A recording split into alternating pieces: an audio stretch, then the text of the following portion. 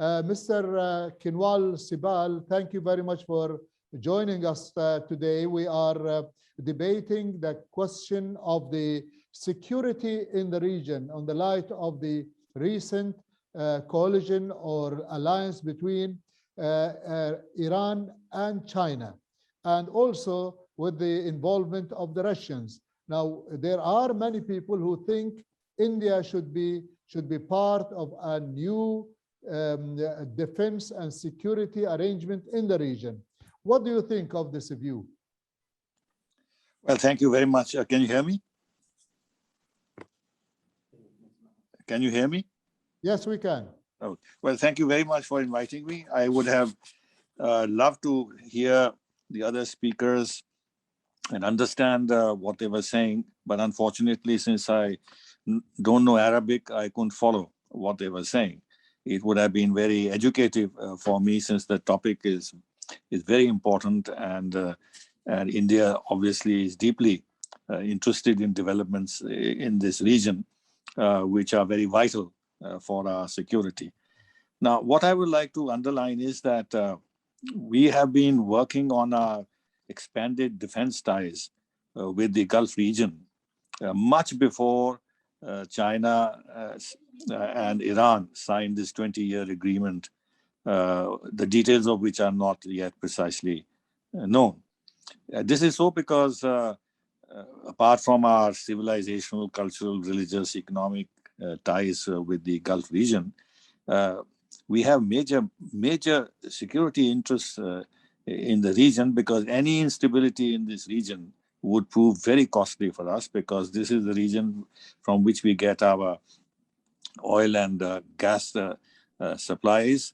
And then, as you well know, that we have very important trade, financial, people-to-people, manpower, expatriate interests in this region.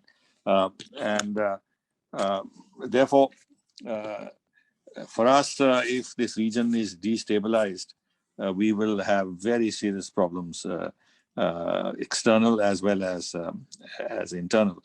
Other than that, there is the large issue of terrorism, which is plaguing this region.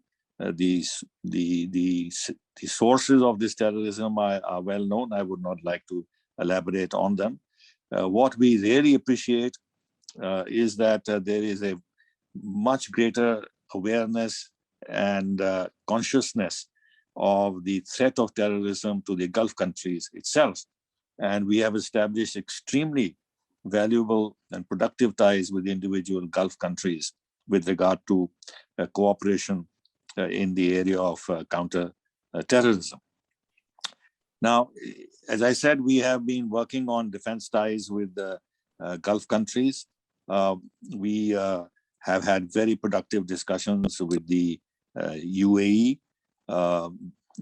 People from the UAE have come for training in India. There have been talks which haven't yet fructified fully about investments by the UAE in India's defense industries, when we could meet in part the requirements of the Gulf region. The Indian Army chief, for the first time in history, has visited both UAE and Saudi Arabia.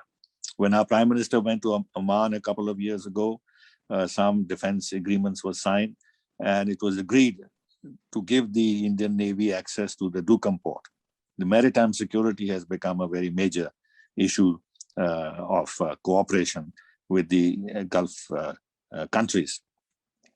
I would also say that now that India has signed logistic agreements with the United States and with France, this opens up possibilities in due course of Indian Navy especially, but not only the Navy, the Air Force, getting access to the ports, to the bases that the United States and France has in this region, which are in several countries, in Bahrain itself, in Kuwait, in Oman, in Qatar, and of course the French base in UAE. So this really means greater involvement of India in the security of the region. And our Prime Minister recently, in a a major international conference spoke of India as a net security provider in the region. You are aware of our cooperation with the United States, with the Quad countries in the Indian Ocean, the whole concept of the Indo-Pacific and the Quad. And it is well understood that maritime security is at the heart of it, apart from other areas in which these four countries are cooperating. And since the Arabian Sea to the west of India touches the Gulf, this is very much part of the Indo-Pacific strategy. We have now, as you know, greatly improved over the years our bilateral ties with Israel. Israel has now become the third largest defense partner of India. So this also opens up very good possibilities in the defense area of India and Israel working together to see how they can boost the defense of the Gulf and meet their concerns.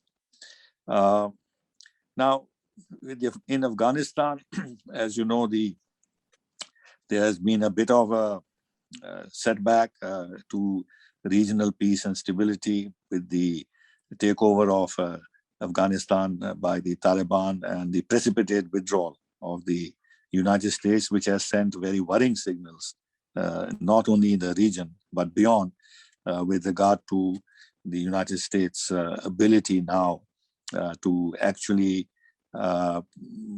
pursue a security policy which inspires confidence in its allies and its partners.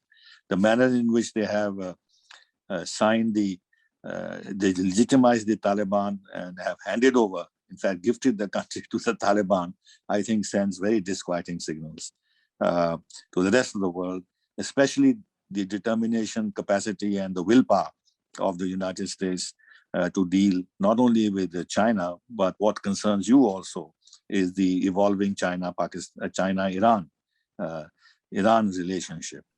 So I think the consequence of this would be that regional countries, and here what you have organized is very relevant, the regional countries have now to cooperate together more to assume security responsibilities on their own through mutual cooperation, rather than depending on an external power which does no longer seem to have the appetite to fulfill its obligations as in the past. And finally, I think we have to feel concerned about China's ingress into the Arabian Sea, into the Indian Ocean, through the China-Pakistan economic corridor, the development of the Gwadar base, and with China BRI project likely to be extended through Pakistan to Afghanistan, and the relationship China has with Iran. They have now developed a very powerful position in this area, and their ambitions are well known, and therefore the Gulf countries and India have to be concerned about this. And there's a great likelihood that China, with its expanding naval forces, which is unprecedented in history, and its declared ambition to have a blue water navy, would now look for bases in the Indian Ocean. And Gwadar is likely to become a base, and Djibouti is already one, and they look for bases elsewhere. And this therefore poses a serious challenge and needs more consultation between India and the Gulf countries. And finally, the question of Russia.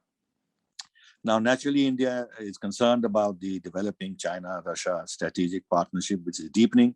Unfortunately, the United States, instead of trying to weaken the strategic ties between China and Russia, is strengthening them by treating both of them as adversaries and throwing Russia more and more into the arms of China.